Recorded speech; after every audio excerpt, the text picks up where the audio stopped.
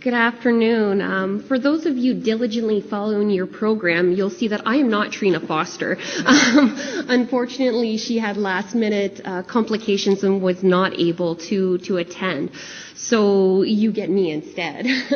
My name is Crystal Olson, and I'm the regional coordinator with the Ontario Centre for Workforce Innovation. And first, I would really like to thank NPI for taking on and sparking the discussion around this contentious issue, and what can be a fairly contentious issue. I'm going to take a little bit of a different stance than my fellow panelists.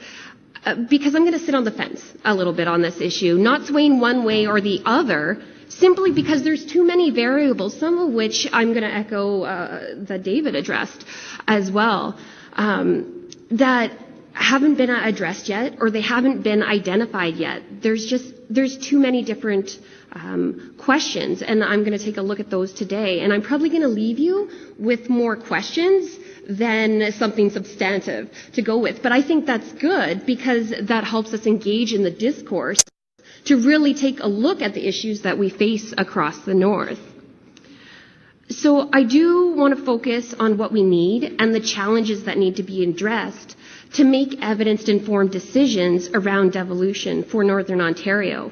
Now, this topic is certainly not unique when looking at a global or even national scale, as David has mentioned in regards to the Northern European countries. So better understanding those varied forms and the processes that have taken place elsewhere can provide really valuable insights when looking through the Northern Ontario lens and defining how devolution could or should look for us in the North. So if we define it as a way of transferring authority or responsibility and resources through deconcentration, delegation, or devolution from the center to the lower levels of administration across the province, is that going to be sufficient to address the inequities? Or perhaps political devolution, which David alluded to as well, which focuses on organizations and procedures for increasing citizen participation in selecting those political representatives. And that really gets into one of the key aspects is that we all need to be involved and we all need to be well informed to make those decisions in terms of making public policy. And until the North, as a collaborative region, defines what devolution means to them, it will be very hard to make progress on this issue. And there are barriers to even getting to that stage, and that's what I want to talk about today.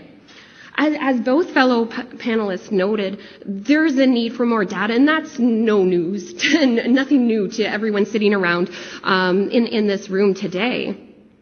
But we need it for the North to help align and make those evidence-based decisions or evidence-informed decisions, as opposed to the ideologically driven decisions that continue to happen across the region in the absence of the data that we don't have. This is particularly important when discussing devolution for the North. So let's just break that down a little bit more. Without the ability to join up, analyze, and act upon the data at a regional scale, how do we know if regional devolution will succeed? We can look to cities in the United Kingdom, for instance, with their experiences with data and devolution. There, every local regional authority and public sector organization has their little piece of the data. Sounds familiar for a lot of us in the room as well. But it becomes very difficult to put it all together and take a step back and see the big picture. And that's a profound problem if you're trying to reform public services, let's say. So then we need to turn the question to, how can we support the need for data? Perhaps open data will assist in this, or scaling the use of shared services. But until we can define a shared understanding of the need, issues like technical barriers, data barriers, cultural and organizational barriers, and legal barriers are going to continue to muddy the waters, and we are not going to get the accurate data to begin defining the need. But having an informed discussion, like what we're doing here today, we can start to build that common understanding, collaboration, and work towards solutions. And that common understanding is essential to moving the conversation forward and understanding the issues that we face across the North. But the golden question, how do we reach it? Now, I'm going to drop everyone's favorite new term, innovation. Regional innovation has been successful elsewhere in the world and really does provide a stepping stone that creates that self-generated development potential that we could have. And if we look at devolution in South Korea, for instance, it provides a unique study in relation to Northern Ontario, as the root of the issue there stems from the inter-regional conflict of concentrated population in Seoul versus the low rural populations in the remainder of the country, similar to some of the situations that we obviously see here, and those inequalities that it produced.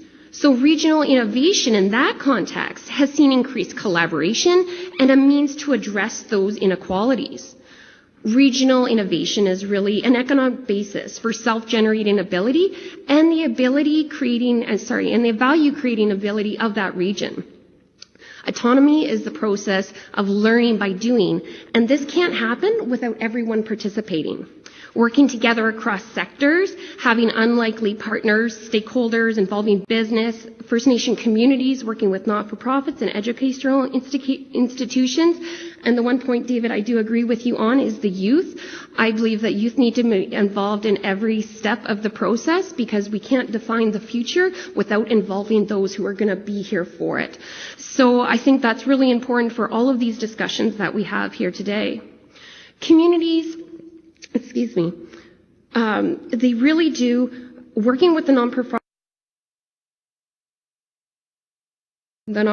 and the educational institutions really do provide an opportunity to start and continue to build a common understanding and a voice across the North. Well, I'm not saying that collaboration and innovation aren't happening here because I know that they're happening. I've been there. I've worked with individuals across the region to do this. I'm suggesting that the scale of collaboration and developing innovative alliances and projects needs to happen across the region, from the Northwest to the Northeast to the far North. When we look at devolution in Canada's Northern Territories, we see examples of all people working together for the common regional goal. While the examples of the Yukon First and then the Northwest Territories and Nunavut provide Northern Ontario with insights and perhaps best practices to devolution in the Canadian context. There hasn't been really substantive analysis around the outcomes for those territories. Further to that, devolution of the North took place at a federal level and not a provincial level. So that is why I want to circle back to regional innovation. It provides the North with an opportunity to pilot unique projects tailored to the wants and needs of the peoples of the region, build collaborative measures and a common understanding, but most importantly, make evidence-based decisions stemming from evaluated measures of those projects.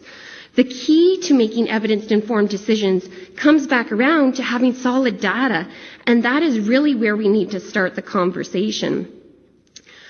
So that is where I want to leave it here today, because there's more questions. What do we need? We need to address the data issue. We have minds here today. We have this forum and this opportunity to discuss those. And I think that's where we can come together and start to build that collaborative and common voice and understanding to find solutions instead of addressing the same issues again and again and again. And on that note, I will leave it at that. Thank you very much.